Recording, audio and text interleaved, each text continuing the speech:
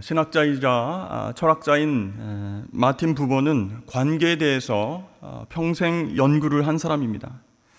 그의 책 Ich und Du, 나와 너라고 하는 책에서 세 종류의 인간관계의 유형이 있다 이렇게 얘기를 합니다. 첫 번째는 그것과 그것의 관계입니다. 내가 너를 이용하고 너도 나를 이용하는 그런 상업적인 관계이죠. 두 번째는 나와 그것의 관계입니다. 너는 나를 이용해도 나는 너를 인격적으로 대한다, 그런 것이죠. 세 번째는 나와 너의 관계입니다. 나도 너를, 너도 나를 인격적으로 대하겠다라고 하는 그 생명의 관계입니다. 자, 이 중에서 최고의 관계라고 할 수 있는 세 번째, 나와 너의 관계에서도 그래서 서로가 갖고 있는 이 죄성 때문에, 연약함 때문에 깨질 위기가 오게 된다는 것이죠. 자, 이것을 극복하는 유일한 방법이 있는데 그것은 바로 영원자 너인 하나님을 통해서 내가 너를 바라보고 만나는 것이다, 이렇게 얘기를 하고 있습니다. 그렇습니다. 나와 너 사이에 하나님이 계신다라고 인정할 때에 우리가 어떻게 할 수 없는 변화가 생기게 된다라는 것이에요. 불안정하고 한계가 있는 그 관계가 은혜와 축복으로 나아갈 수 있게 되는 것입니다. 그런데 우리는 어떻습니까? 나와 너 사이의 간격이 크거나 담이 너무 높아서 넘을 수 없다 이렇게 생각하면 어떻게 합니까? 주로 포기합니다. 이 관계는 안 된다. 저 사람은 나하고 관계를 지속할 수 없다. 이 관계 회복을 위해서 노력하지 않는다는 것이에요. 여러분, 이럴 때 우리가 해야 할 일은 무엇이겠습니까? 하나님께서 그 관계 가운데 개입해 주시고 회복시켜 주시길 위해서 기도하는 것이에요. 하나님의 은혜와 사랑이 우리 관계의 한계와 불가능을 뛰어넘을 수 있도록 역사해 달라라고 기대하고 기도할 때 변화가 생기게 되는 것입니다. 자, 이런 관점에서 룻기라고 하는 책은요, 나와 너의 관계가 혈연과 종교의 벽으로 가로막혀 있지만 그때 하나님의 은혜가 어떻게 작용을 해서 그 관계를 회복시켜 주시는지를 보여주는 그런 책이다라고 말할 수 있습니다. 자, 룻이 처음 베들레헴에 도착했을 때 그녀는 이방인이었습니다. 처음부터 끝까지 계속 이방 여인이었죠. 그렇지만 고향에 있을 때는 이방 여인이 아니었죠. 그런데 베들레헴에 도착했을 때 그 차이를 극명하게 느끼게 되었습니다. 또한 그녀는 보아스라고 하는 사람의 밭의 중앙에도 들어가지 못하고 이 밭 모퉁이를 돌면서 떨어진 이삭을 줍던 천한 종이었습니다. 그러나 룻기 말씀을 읽어보면 은혜의 타작 마당에서 그녀의 신분이 변하게 됐습니다.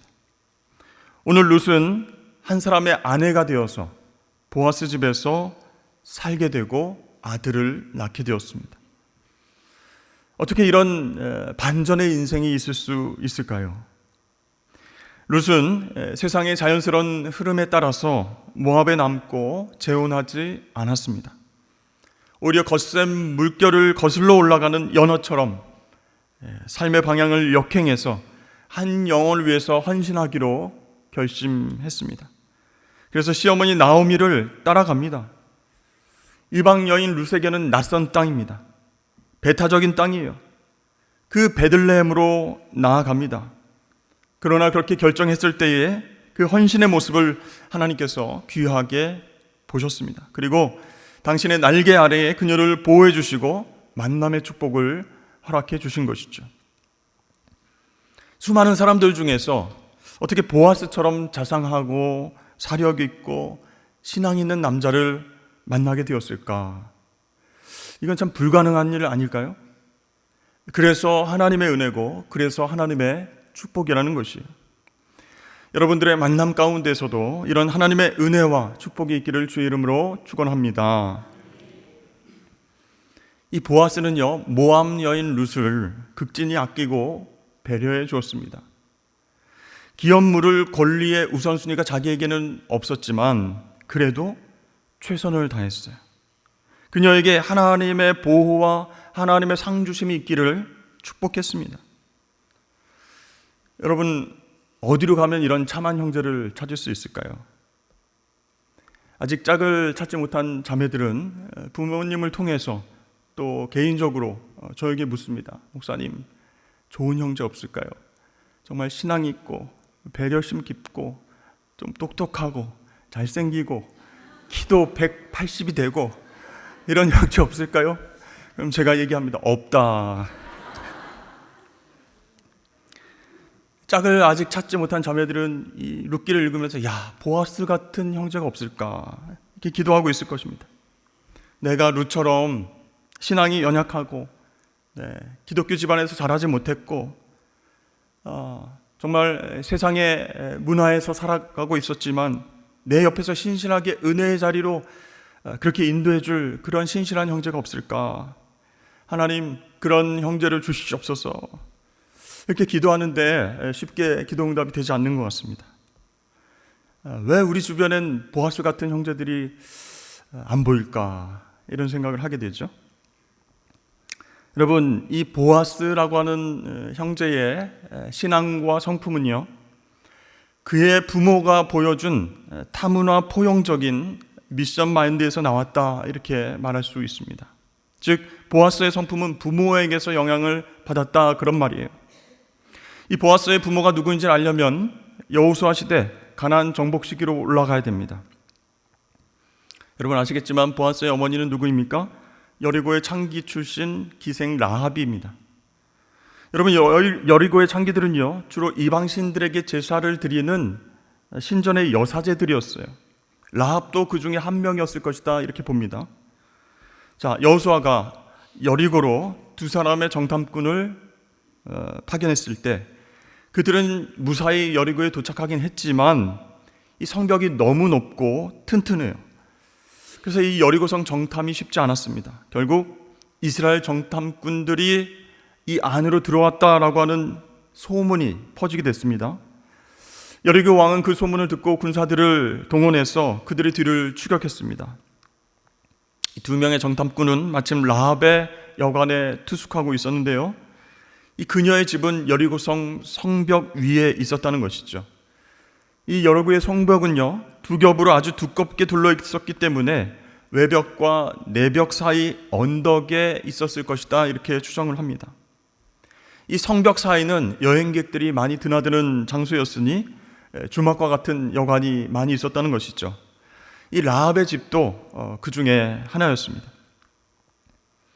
이 소문을 듣고 정보를 입수한 군사들이 라합의 집으로 와서 정탐꾼을 찾았습니다. 근데 라합은 어떻게 했습니까? 이미 이스라엘의 두 정탐꾼을 지붕에 숨겨주고 3대로 덮었어요. 그래서 눈에 띄지 않도록 했습니다. 아무리 수색해도 정탐꾼들이 보이지 않으니까 군사들은 떠나갔어요. 경계가 풀린 틈을 타서 라합은 창문에 줄을 메어서 정탐꾼들을 성벽 아래로 안전하게 내려줍니다. 그리고 이 군사들의 추적을 피해서 도망갈 수 있도록 정보를 알려주게 되죠. 그녀의 도움이 없었더라면 그들의 목숨은 독에 든 쥐와 같은 그런 운명이 되었을 것입니다. 이 정탐꾼들은 그녀에게 너무나 고마워했습니다. 분명 하나님의 도우심이었고 라합을 통한 보호하심이었어요. 그런데 이 정탐꾼들이 이상하게 생각했어요. 왜 여리고 여인 이 라합이 왜 우리들을 선대해 주는가, 왜 우리를 도와주는가 알 수 없어서 그 이유를 물어보니까 라합이 놀라운 대답을 했습니다. 여호와께서 이 땅을 이스라엘 백성들에게 주신 것을 저는 압니다. 애굽에서 당신들이 나올 때에 여호와께서 당신들 앞에서 홍해를 마르게 하신 일, 그걸 들었습니다. 요단 저쪽에 있는 아모리 사람의 두 왕 시혼과 옥을 전멸시킨 것, 그 소문도 우리가 들었습니다. 이스라엘 하나님은 상천하지의 유일하신 신이십니다. 저는 그 여호와 하나님을 믿습니다. 이렇게 말하는 거예요. 이방 땅 여리고에 이렇게 정확하게 이스라엘 하나님을 알고 고백하는 여인이 있다는 것 믿어지지가 않았습니다. 이 두 정탐꾼이 감동을 했어요. 그래서 이 라합이 보여준 친절에 보답하기 위해서 약속을 하나 하죠. 우리가 이스라엘 백성들이 여리고를 정복하러 올 때 당신의 집은 꼭 보호해 주겠소, 이렇게 맹세를 하게 됐습니다. 우리가 성을 접수하게 되면 당신의 가족들을 다 이 집으로 모으시오. 그리고 우리를 달아 매달라 도망치게 한 그 창문에 붉은 줄을 매십시오. 그러면 당신의 집을 아무도 습격하지 않을 것입니다. 만일 당신 집에 있는 사람이 한 사람이라도 피를 흘리게 된다면 그 피는 우리의 머리로 돌아오게 될 것입니다. 이렇게 맹세까지 했습니다.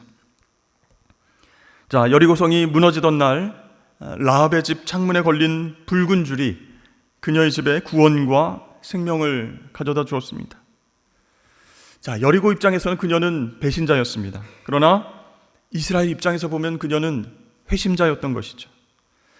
그래서 구약학자 윌키라고 하는 사람은 이 라합의 행위를 신실한 배신이다, 이렇게 이야기하기도 했습니다. 자, 회심한 라합은 이제 이스라엘 진영으로 들어와서 이방 여인으로 살아가게 됐죠.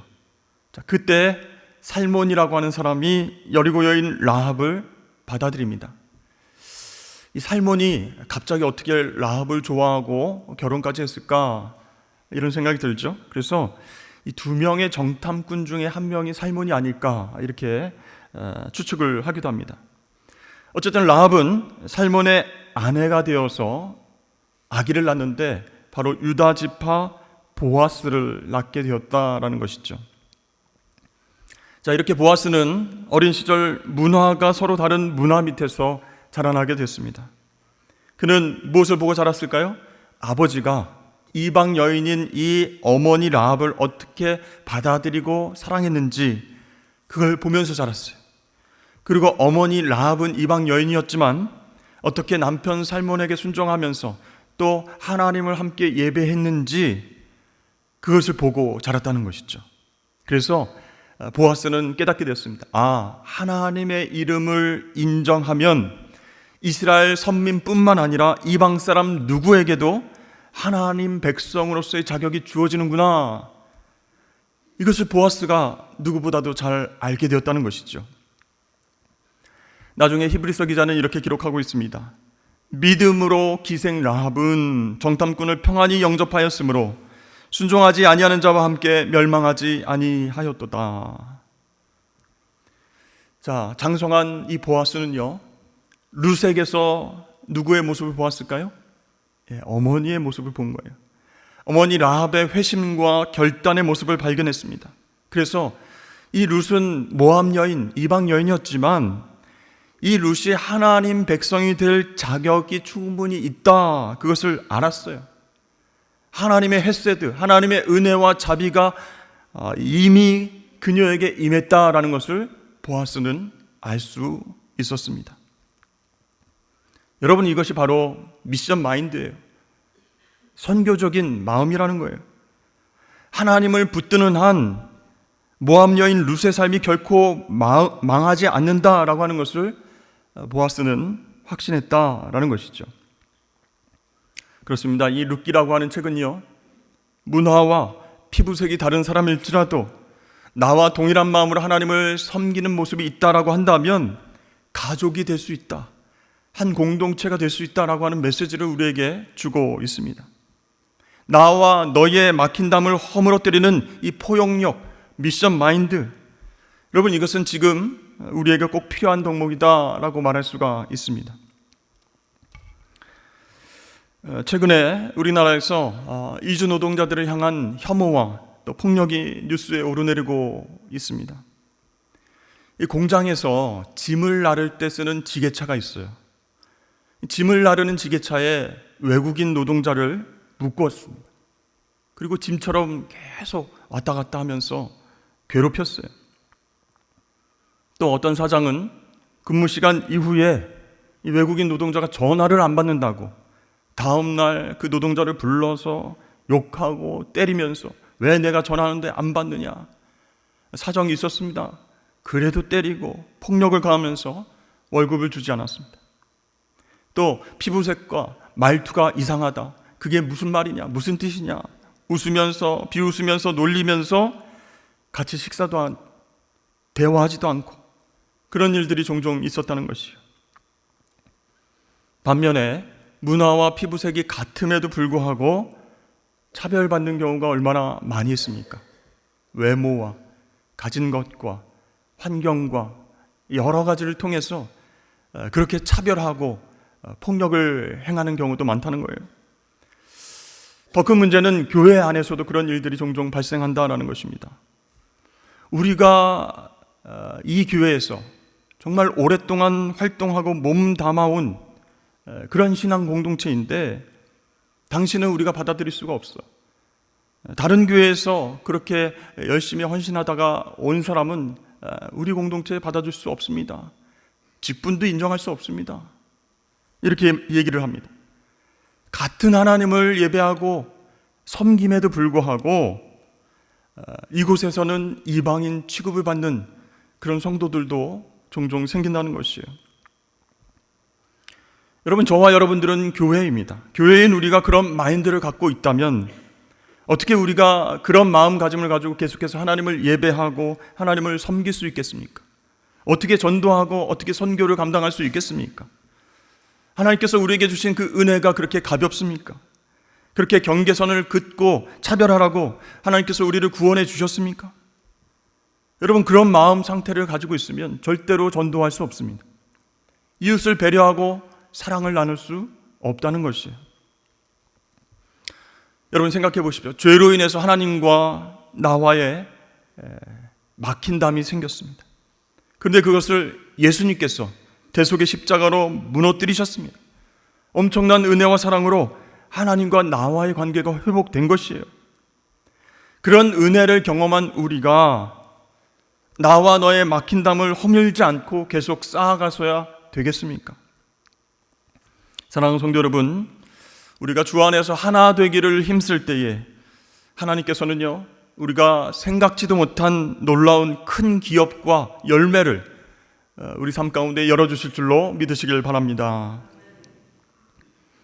이 보아스와 룻 가정의 아름다운 기업, 즉 메시아의 혈통을 이어갈 아들이 태어나게 되었습니다. 룻의 배가 임신해서 점점 커져갔습니다. 시어머니 나오미는 그 배에 귀를 대어봅니다. 생명의 꿈틀거림이 전달되어져 왔습니다. 신기합니다. 기뻐서 어쩔 줄은 모릅니다. 아기 옷을 지어서 입히려고 부지런히 베네저고리를 만들었을지도 모릅니다. 동네 사람들은 룻에게 음식과 과일도 챙겨주고 건강하게 출산하기를 그렇게 기도했습니다. 오늘 말씀해 보니까 그가 아들을 낳은지라 했습니다. 어떻게 됐을까요? 베들레헴 사람들이 집으로 몰려들어서 축하합니다. 단순한 축하가 아니에요. 유다의 계보를 잇는 놀라운 하나님의 은혜였습니다. 찬송하리로다. 여호와께서 오늘 내게 기업 물을 자가 없게 하지 아니하셨도다. 이 아이의 이름이 이스라엘 중에서 유명하게 되기를 원하노라. 이렇게 축복을 해주는 거예요. 여러분, 그 중에서 누구보다 기쁜 사람이 누구였을까요? 나오미였습니다. 이 나오미 이름 자체가 기쁨이라는 뜻이었는데 이제 그 기쁨을 회복한 거예요. 예전에는요, 인생의 쓴맛을 통해서 하나님을 원망했던 그녀였습니다. 그렇지만 지금은 놀라운 은혜를 베푸신 그 하나님 앞에서 기뻐하고 있는 거예요. 기쁨을 회복한 것이요. 결국 나오미의 남편 엘리멜렉의 가문은 몰락하지 않았습니다. 상한 갈대를 꺾지 않으시고 꺼져가는 그 등불도 끄지 아니하시는 그 하나님의 은혜로 기업을 이어나갈 수 있게 되었습니다. 하나님은 나오미에게 룻을 동반자로 붙여주셨습니다. 그러니까 룻이 생명의 회복자가 된 것이에요. 그래서 베들레헴 여인들이 이렇게 축복합니다. 이는 내 생명의 회복자이며 내 노년의 봉양자라. 곧 너를 사랑하며 7 아들보다 귀한 내 며느리가 낳은 자로다. 여러분, 이스라엘 사람들은요, 어떤 사람에게 7 아들이 있으면 최고로 복된 가정이다 이렇게 생각을 했어요. 그런데 그 7 아들보다 누가 더 귀하다? 며느리 한 명, 룻이 더 귀하다 이렇게 말하고 있어요. 믿음과 헌신의 이방 며느리 한 명이 7 아들보다 더 낫다 이렇게 기뻐하면서 축복해주고 있어요. 편한 길을 선택할 수 있었지만 어머니를 따라가서 헌신하기로 결단한 이 룻을 통해서 또 이방 여인 룻에게 하나님의 은혜가 임하길 기대하면서 배려했던 이 보아스의 미션 마인드를 통해서 드디어 그 가정에 아들 오벳이 태어나게 되었습니다. 끊어졌던 유다의 계보가 이어지게 된 거예요. 이제 오벳이 이새를 낳고 이새가 또 다윗을 낳고 다윗의 자손으로 메시아 예수님이 태어나게 되셨습니다. 이 보아스와 룻에게서 태어난 소중한 아들 이 오벳은요, 섬기다라는 뜻의 히브리어 아바드에서 나온 명사입니다.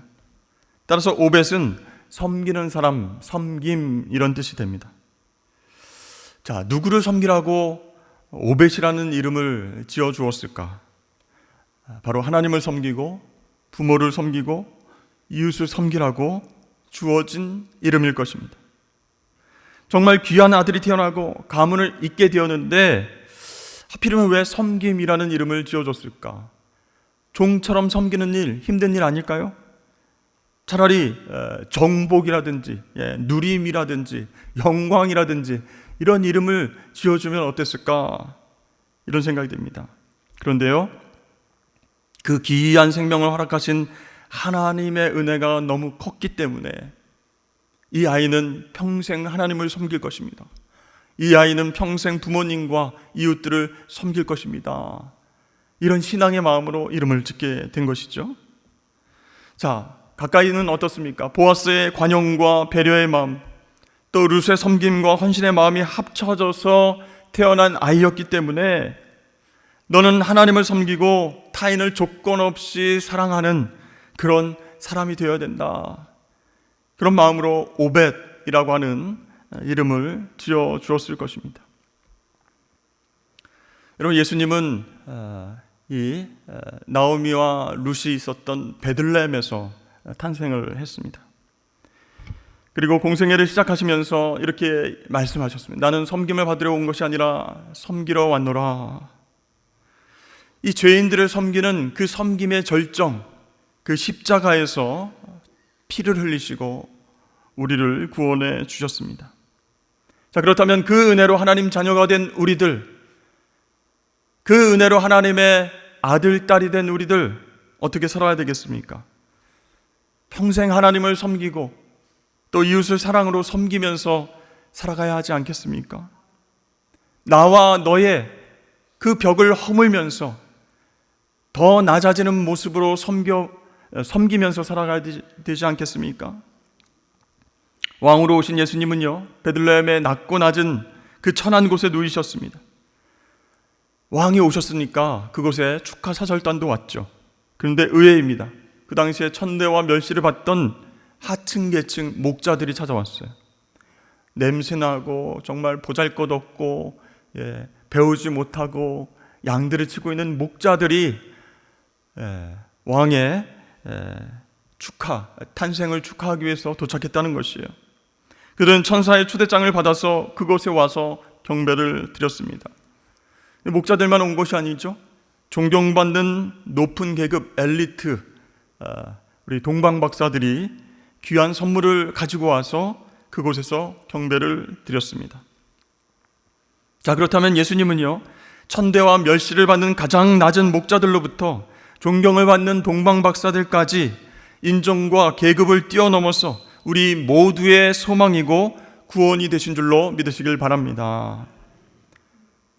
그 은혜로 구원받은 우리가 신분과 재산과 계급과 상관없이 예수님을 닮아가야 하지 않겠습니까? 예수님께서 하나님과 우리 사이의 담을 허무셨듯이 우리도 세상에서 나와 너의 견고한 담을 허물어야 됩니다. 어떻게 해요? 섬김과 사랑으로. 여러분, 그래야 보아스와 룻처럼 우리도 은혜의 통로로 쓰임받게 된다는 것이에요. 나와 다른 사람들을 사랑하게 되고 나와 전혀 공통점이 없는 사람들에게 복음을 전할 수 있게 되는 것입니다. 혹시 여러분들은 나와 너의 관계 속에서 상처받고 서로에게 소망을 잃어버린 그런 상태는 아니십니까? 그렇다면 가정에서, 직장에서, 교회에서 그 관계를 회복시켜 주시는 그 하나님의 은혜를 사모하실 수 있기를 바랍니다. 룻이라고 하는 이방 여인 이 한 명을 통해서 유다 가문이 되살아나고 메시아가 나온 것처럼 그 하나님의 은혜가 구체적으로 저와 여러분들의 삶 가운데에 나타나게 되길 주의 이름으로 축복합니다.